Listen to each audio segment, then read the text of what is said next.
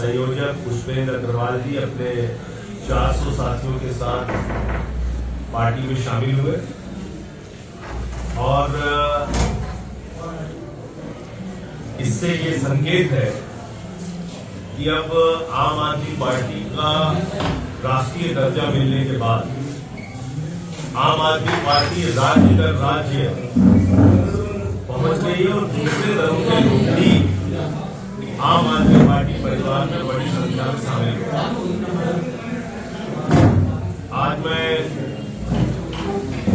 रोहेलखंड के इस प्रांतीय कार्यालय के उद्घाटन के लिए भी आया हूँ। हैदर भाई हमारे रोहेलखंड प्रांत के प्रदेश अध्यक्ष हैं। हमारे साथ चुनाव समिति के प्रदेश अध्यक्ष सर्वजीत सिंह जी हैं। पिछड़ा वर्ग प्रकोष्ठ के प्रदेश अध्यक्ष एपी सिंह जी हैं। व्यापार प्रकोष्ठ के प्रदेश अध्यक्ष डॉक्टर छवि यादव जी हैं और अंसार भाई हमारे रामपुर के जिला अध्यक्ष हैं। राशिद भाई हमारे उपाध्यक्ष हैं प्रदेश के। जिला अध्यक्ष हमारे मलिक साहब हैं और अनिल भाई हैं। सारे लोग प्रयास करके अभी एक ही फोकस है हमारा कि नगर निकाय चुनाव जो उत्तर प्रदेश के 763 नगर निकायों में होने जा रहा है वहां आम आदमी पार्टी कैसे चुनाव में जीत हासिल करे।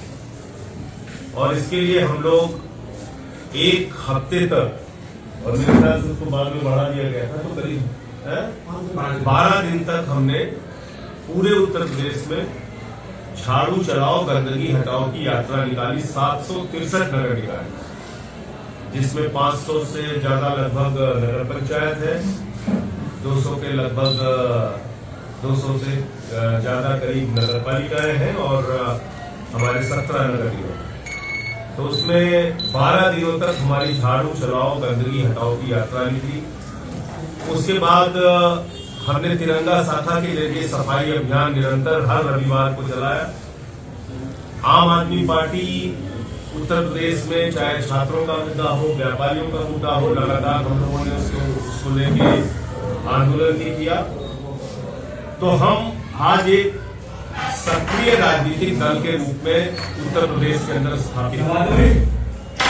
चुनावी राजनीति के अंदर 3 बार हम दिल्ली में चुनाव जीते, पंजाब में हम प्रचंड बहुमत से जीत के आए और गुजरात जो कि बीजेपी की प्रयोगशाला मानी जाती है, मोदी जी और अमित शाह का गढ़ माना जाता है, उस गुजरात में 41 लाख वोट मिलना, 13% वोट मिलना, 5 विधायक जीत के आना, ये अप्रत्याशित है अपने आप में। गोवा जैसे सुदूर राज्य में हमको 6.5% वोट और 2 सीटें मिली और 10 वर्षों में हिंदुस्तान की पहली पार्टी है आम आदमी पार्टी जिसको राष्ट्रीय दल बनने का गौरव हासिल हुआ। तो अरविंद केजरीवाल जी के नेतृत्व में एक बड़ा काम हुआ। दिल्ली और पंजाब का जो हमारा काम है उसका डंका पूरे देश में बज रहा है। फ्री बिजली, फ्री पानी, फ्री चिकित्सा, फ्री शिक्षा, बुजुर्गों की तीर्थ यात्रा, माताओं बहनों के लिए बस की फ्री यात्रा, ये सारे काम दिल्ली में केजरीवाल जी ने किया। इसके कारण से आज पूरे देश में विस्तार हो रहा और हम सारी सुविधाएं निःशुल्क देने के बावजूद पिछले 8 वर्षों से लगातार दिल्ली में मुनाफे का बजट ले रहे हैं। भगवंत मान जी ने 1 जुलाई से पंजाब में भी 300 यूनिट तक बिजली का बिल 0 कर दिया। अभी इस महीने 63 लाख परिवारों का लगभग 90% परिवारों का 0 बिजली का बिल आया पंजाब। तो ये अपने आप में बहुत बड़ी उपलब्धि है। 2 तरह का अर्थशास्त्र इस देश में चल रहा है, एक केजरीवाल की इकोनॉमिक्स और दूसरी मोदी जी की इकोनॉमिक्स। एक अर्थशास्त्र अरविंद केजरीवाल का है कि सबको राहत हो, महंगाई की दर दिल्ली में सबसे कम, मुनाफे का बजट। एक अर्थशास्त्र है मोदी जी का कि चंद्र पूंजीपतियों का 11 लाख करोड़ रुपए माफ कर दो, चंद्र पूंजीपति हजारों करोड़ हिंदुस्तान की बैंकों का लूट के विदेशों में भाग जाए, देश की अर्थव्यवस्था को चंद्र पूंजीपतियों के हाथों गिरवी रख दो, देश की संपत्तियों को चंद्र पूंजीपतियों के हाथों बेच दो, एयरपोर्ट, रेलवे, सेल, कोल, बीपीसीएल, एफसीआई, एलआईसी, सड़क, बिजली, पानी, स्टेडियम सब कुछ बेच दो। तो देश में महंगाई बढ़ेगी, बेरोजगारी बढ़ेगी, आम आदमी कमजोर होगा। ये मोदी जी का एहसास है। तो केजरीवाल की इकोनॉमिक्स एक सक्सेसफुल इकोनॉमिक्स है जिसपे आप लोगों को भरोसा हो रहा है, जनता का भरोसा हम जीत रहे हैं। और इस नगर निकाय के चुनाव में मैं उत्तर प्रदेश के लोगों से एक ही अपील कर रहा हूं, एक मौका आपने मोदी जी को दिया, एक मौका आपने योगी जी को दिया, और ये तो वैसे भी शहरों की सफाई का काम है, ये काम झाड़ू वालों को दे दीजिए, हम काम करके दिखाएंगे। आज उत्तर प्रदेश में क्या हो रहा है, एक हफ्ते तक व्यापारियों को आतंकियों की तरह उनके साथ व्यवहार किया गया, अपनी दुकानें बंद कर करके वो भागते रहे, जबरन उनसे 10 लाख 5 लाख रुपए का चेक भरवा लिया, बगैर जांच हुए, बगैर जुर्माना तय हुए उनसे लाखों रुपए का चेक भरवा लिया। पूरे प्रदेश में व्यापारियों को आतंकित किया गया। वो व्यापारी जिन्होंने अपने सर पे बिठाकर मोदी जी और योगी जी को मुख्यमंत्री प्रधानमंत्री बनाया, आज उस व्यापारी की हालत उत्तर प्रदेश में ये हो गई। ये जीएसटी जो है, ये जटिल टैक्स प्रणाली है। जीएसटी को जब लाया गया था तो कहा गया था टैक्स प्रणाली का सरलीकरण होगा, टैक्स प्रणाली सही ढंग से लागू होगी, लेकिन आज रोटी पर 5% टैक्स है, पराठे पे 18% टैक्स है। यह है टैक्स की प्रणाली। कहा गया था 40 लाख तक का टर्नओवर जिनका रहेगा वो जीएसटी के दायरे में नहीं आएंगे। आज ठेले वाले का दोना गिर रहे हैं ये जीएसटी के जो छापे मार है। तो जीएसटी जो है वो उत्तर प्रदेश में गुंडा सर्विस टैक्स बन गया है। गुड्स एंड सर्विसेज का टैक्स नहीं है, ये गुंडा सर्विस टैक्स है जो कि आतंकित करके व्यापारियों से उनसे वसूला जा रहा है। और ये बात मैंने देश की संसद में भी उठाई। एक दो मुद्दे और कह के अपनी बात को खत्म करूंगा। आज भारतीय जनता पार्टी की जो सरकार केंद्र में चल रही है और 24 में जोर शोर से चुनाव में उतरने की तैयारी कर रही है, उनसे बहुत सारे सवाल इस देश के लोग पूछ रहे हैं। क्या हुआ काले धन का? क्या हुआ 15 लाख रुपए हर खाते में भेजने के वादे का? क्या हुआ बुलेट ट्रेन का? क्या हुआ किसानों की आमदनी दोगुना करने का?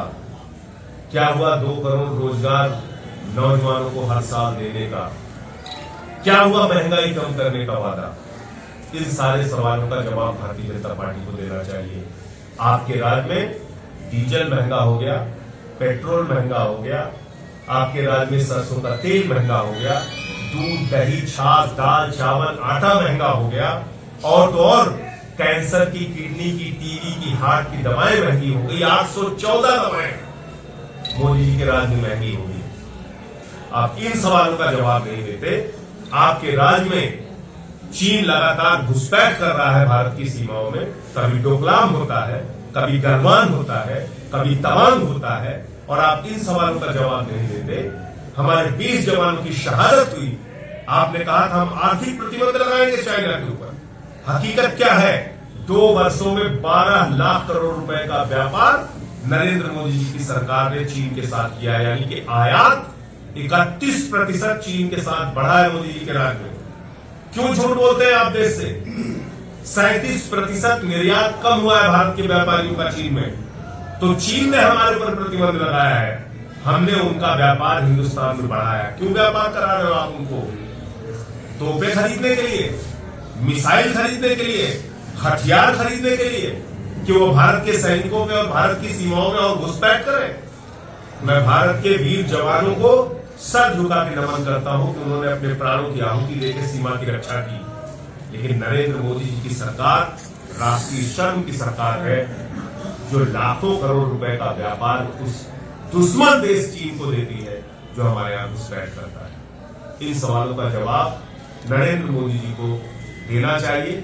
सदन में तो देते नहीं, कम से कम सड़क पर जब रैली करें तो देना चाहिए। लेकिन सवाल यह है कि ये लोग गंभीर मुद्दों से ध्यान हटाने के लिए कभी फिल्म का मुद्दा लेके आ जाएंगे, कभी डांस का मुद्दा लेके आ जाएंगे। अभी मैं आज देख रहा था सेंटा क्लॉज का पुतला जला रहे हैं। मानसिक दिवालियेपन की पराकाष्ठा है। आरएसएस कह रही है हम क्रिसमस मनाएंगे, और उनके अनुसांगिक संगठन कह रहे हैं हम पुतला जलाएं। मानसिक दिवालियेपन की पराकाष्ठा है। भारत एक मिली जुली संस्कृति का देश है। यहाँ हिंदू, मुसलमान, सिख, ईसाई, अगड़ा पिछड़ा, दलित, सवर्ण, अलग अलग भाषा, अलग अलग क्षेत्र, अलग अलग संस्कृति, अलग अलग सभ्यता के लोग एक साथ मिलकर रहते हैं। ये हमारी पहचान है। आप लोग झगड़े कराने में आपका यकीन रहता है। तो भगवा का मुद्दा उठा रही भाजपा। कम से कम भाजपाइयों से भगवा के सम्मान के बारे में हमें नहीं सीखना। भाजपाइयों के एक नेता, पूर्व गृह राज्य मंत्री चिन्मयानंद, जो भगवा पहन के घूमते हैं, उनका एक वीडियो आया था। उनकी करतूतें पूरे हिंदुस्तान में देखी। तो भगवा का सम्मान भाजपाइयों से नहीं सीखना है। भगवा का सम्मान हर भारतीय करता है और हम करते रहेंगे। तो इसलिए इस नगर निकाय के चुनाव में सभी सीटों पर आम आदमी पार्टी चुनाव लड़ेगी, मजबूती से चुनाव लड़ेगी। और मुझे पूरा भरोसा है कि इस बार चुनाव में अच्छा परिणाम आम आदमी पार्टी को मिलेगा, क्योंकि हमने अभी तक तत्काल जो चुनाव हुए हैं गुजरात और एमसीडी में, वहां एक अच्छा प्रदर्शन आम आदमी पार्टी ने किया है। पिछले चुनाव में सबसे बड़ी लूजर पार्टी अगर कोई रही तो बीजेपी रही। बीजेपी के हाथ से हिमाचल प्रदेश गया, बीजेपी के हाथ से एमसीडी गया। बीजेपी गुजरात अच्छे बहुमत से बचाने में कामयाब जरूर रही, लेकिन बीजेपी इस चुनाव के परिणाम में लूजर साबित हुई। मुझे इतनी बात कहनी थी। आपने कोई संजय जी, कोरोना का नॉर्मली स्टार्ट हो गई है। समाजवादी पार्टी के सांसद डॉक्टर बाग, उन्होंने कहा है कि ये सियासी कोरोना है। कांग्रेस ने कहा है कि भाजपा मास्क के नाम पर मुंह बंद कर दे रही है। आप पार्टी क्या कहती है? देखिए, ये कैसा कोरोना है। मैंने ये तो देखा था कि फिल्म के एक्टर को एक दिन में 2 रोल करना पड़ता है। कभी बाप का रोल, कभी बेटे का रोल, कभी इलाके के दबंग का रोल। लेकिन हमारे प्रधानमंत्री जी एक दिन में 2 रोल करते हैं। जब वो संसद में आते हैं बहुत गंभीर हो जाते हैं, मास्क वास्क पहन के एक अनुशासित छात्र की तरह। मालूम पड़ता बिल्कुल कोरोना से बचने के लिए सारे नियम कानूनों का पालन अगर कोई देश में कर रहा है तो मोदी जी करते हैं। और शाम को क्या होता है, मास्क उतर जाता है, अपने बीजेपी के नेताओं के साथ पार्टी की शादी अटेंड करते हैं बिना मास्क के। तो ये क्या है भाई? बंगाल में जब चुनाव था और लोगों की जान जा रही थी कोरोना से, तो घूम घूम के लाखों की रैलियां कर रहे थे प्रधानमंत्री जी। तब कोरोना नहीं था। अब कोरोना को लेके हवा मत खड़ा कीजिए। कोरोना को लेकर दुनिया में जो हालात है उसका सही जायजा कीजिए। और मैं डॉक्टर गुलेरिया को जो एक्सपर्ट है, मैं उनको सुन रहा था। उनका ये कहना था कि यहाँ पर वैक्सीन लगने के कारण और बहुत सारे लोगों को, क्योंकि कोरोना की चपेट में वो आ चुके हैं, इस वायरस की चपेट में, इसके कारण से उनकी इम्यूनिटी डेवलप हो गई है और यहाँ के लोग काफी हद तक सुरक्षित रहेंगे। इस प्रकार का उन्होंने बयान भी दिया है। और इससे सबसे हटके मैं तो ये कहूंगा कि आप एक्सपर्ट्स की राय के मुताबिक जो आपको निर्णय लेना हो लीजिए। आप तो कोरोना थाली और ताली बजवा के ठीक करते हैं, दिया जला के कोरोना ठीक करने लगते हैं। आपकी कोई वैज्ञानिक सोच है? आप कोई तर्क और वैज्ञानिकता के आधार पे काम करते हैं? जो भी उल जरूर मन में आता करते हैं। तो इसलिए इस कोरोना के वायरस को पूरे दुनिया में क्या हालात है उसको स्टडी करते हुए, भारत में क्या एहतियात के कदम उठाए जा सकते हैं उसके बारे में एक्सपर्ट्स की राय लेते हुए, ये कोरोना का नया वायरस कितना हमारे लिए खतरनाक है नहीं है इसकी समीक्षा करते हुए तब कोई निर्णय लीजिए। वैसे तुगलकी फरमान मत जारी कीजिए कि एक ही दिन में पूरा देश बंद। उस टाइप से मत कीजिए, लोगों को तंग मत कीजिए। लोगों की जिंदगी, उनका रोजगार, उनका काम वो भी आवश्यक है और कोरोना से बचना भी आवश्यक है। तो सारी चीजों की समीक्षा करके कोई निर्णय लेना। सर, क्या निकाय चुनाव में पंजाब और दिल्ली की तरह आप लोग क्लीन स्वीप करेंगे यूपी में? देखिए, ये तो यूपी की जनता को तय करना है। लेकिन मैं एक बहुत ही कड़वी बात कहूंगा, हो सकता है मेरी बात लोगों को बुरी भी लगे। उत्तर प्रदेश की राजनीति जाति और धर्म के जंजाल में बहुत बुरी तरीके से जकड़ी हुई है। अगर हम लोग अपना भला चाहते हैं, वास्तव में अपना विकास, अपनी तरक्की, अपने शहरों की सफाई चाहते हैं, तो हमें अच्छे लोगों को चुन के भेजना होगा। तो अगर लगता है आम आदमी पार्टी अच्छा काम करती है तो हमारे साथ लोग जुड़े, हमको वोट दें। हम तो यही कह सकते हैं, बाकी लोकतंत्र में जनता मालिक है, उसको तय करना है। इस राजनीति से तो कुछ नहीं मिल रहा है जो मौजूदा राजनीति चल रही है। संजय जी, इससे तो जीएसटी के छापे मिलेंगे, बुलडोजर मिलेगा। आप बताइए, एक रेडी वाला बच्चा वो रेलवे के ट्रैक पे अपनी तराजू लेने के लिए जाता, उसका पैर कट जाता, कानपुर। ये कर रहे हैं आप, गरीब आदमी पे जुल्म कर रहे हैं और अपने पूंजीपति मित्रों को लाखों लाख करोड़ रुपए का कर्जा बांटते फिर रहे, उनका लोन माफ कर रहे हैं। अभी पार्लियामेंट में पूछा गया, भाई इनका नाम तो बता दो जिनको कर्जा दिया। कह रहे नाम नहीं बताएंगे। तो हमने कहा भारतीय परंपरा में पत्नियां अपने पति का नाम नहीं लेती, तो मोदी जी की सरकार पूंजीपतियों की पतिव्रता पत्नी हो गई, ये नाम नहीं ले रही है पूंजीपतियों का, किसको किसको कर्जा दिया। ये हालत है। संजय जी, मेरे ट्रिब्यूनल ने 86 लोगों के खिलाफ रिकवरी का नोटिस दिया है, आदेश दिया है। 6 लोगों से लगभग 4.25 लाख रुपए की रिकवरी हुई है, एनआरसी वाले जो अक्यूज है। आप पार्टी क्या मानती है जो इस तरह की रिकवरी हो रही है एनआरसी वाले, जो दंगा का गवर्नमेंट है? देखिए, इसको देखने का दो नजरिया नहीं हो सकता। आंदोलन में कुछ मुद्दों को लेकर लोग सड़कों पर उतरते हैं, अपनी बात कहते हैं। उनकी बातों को सरकार को सुनना चाहिए, उसको खत्म कराना चाहिए। किसानों का आंदोलन 1 साल तक सड़कों पे चला, आपने उन पर लाठियां बरसाई, 750 किसानों ने अपनी शहादत दी। उस आंदोलन के दौरान कई अप्रिय घटनाएं भी हुई। अब आप सबसे नोटिस जारी कर करके वसूली करने लगोगे तो फिर तो इस देश में आंदोलन ही नहीं करेंगे लोग। मुझे लगता है लोकतांत्रिक ढंग से आंदोलन करने का अधिकार हर किसी को है। सभी पड़ोसी जनपद अमरोहा के हैं, 86% है। नहीं, मैं कह रहा हूं कहीं के भी हो, इस देश के ही तो है ना, कहीं के भी हो। अगर आंदोलन कोई कर रहा है, आंदोलन में हिंसा का हम समर्थन नहीं करते, तोड़फोड़ का हम समर्थन नहीं करते, लेकिन लोकतांत्रिक ढंग से आंदोलन करने का अधिकार हर किसी को है। सर, निकाय चुनाव या 2024 के चुनाव में गठबंधन करेगी किस पार्टी से? आप पार्टी? निकाय चुनाव में कोई गठबंधन नहीं, हम लोग अकेले चुनाव। शाहरुख खान की पठान को लेकर के पूरा हल्ला मचा हुआ है, क्या है ये पूरा, ये चल क्या रहा है इसमें? मोदी की इस तरह से मैंने बताया तो कि महंगाई से, बेरोजगारी से, अशिक्षा से, कालाधन से, चीनी घुसपैठ से ध्यान हटाने के लिए ये सब ड्रामेबाजी की जाती है। एक फिल्म में कौन क्या कपड़ा पहन के डांस कर रहा है उसकी तुम्हें चिंता है, चीन हमारी सीमाओं में घुसपैठ कर रहा है उस पर तुम जवाब नहीं दो। महंगाई से लोग करा रहे हैं, दूध दही छाछ सब महंगा हो गया, कैंसर की दवा तक महंगी हो गई, उस पर तुम जवाब नहीं दोगे। तुम्हारी चिंता सिर्फ एक फिल्म में कौन सा कपड़ा पहन के कौन डांस। अरे भाई, बीजेपी के तीनों सांसदों का, भाजपा के तीनों सांसदों का अश्लील डांस भगवा कपड़ा पहने हुए महिलाओं के साथ आ चुके हैं। बीजेपी बोलती है कुछ इस पे? उनके पूर्व गृह राज्य मंत्री चिन्मयानंद जी हैं, भगवा कपड़ा पहनते हैं, उनका एक अश्लील वीडियो आया था, बीजेपी बोलती है उस पर कुछ? तो ये क्या बात हो गई? उनकी एक सबसे समर्थक एक्ट्रेस है, वो तो भगवा कपड़े के ऊपर जो है वो अपना पैर रख के और शराब पीते हुए उनका एक दृश्य है फिल्म। तो फिल्म को फिल्म के नजरिए से देखिए। अब कल को कोई कहेगा कि हरा कपड़ा पहन के क्यों डांस कर रहे हैं, फिर कोई कहेगा कि साहब जो है वो सनी देओल का तो काला कपड़ा है, तो काला कपड़ा क्यों पहन रहे हो। ये सब कोई बात है? अरे कुछ तो अपनी बुद्धि को विकसित कीजिए भाई। फिल्म को फिल्म के नजरिए से देखिए, वो फिल्म है, फिल्म को फिल्म के नजरिए से देखिए।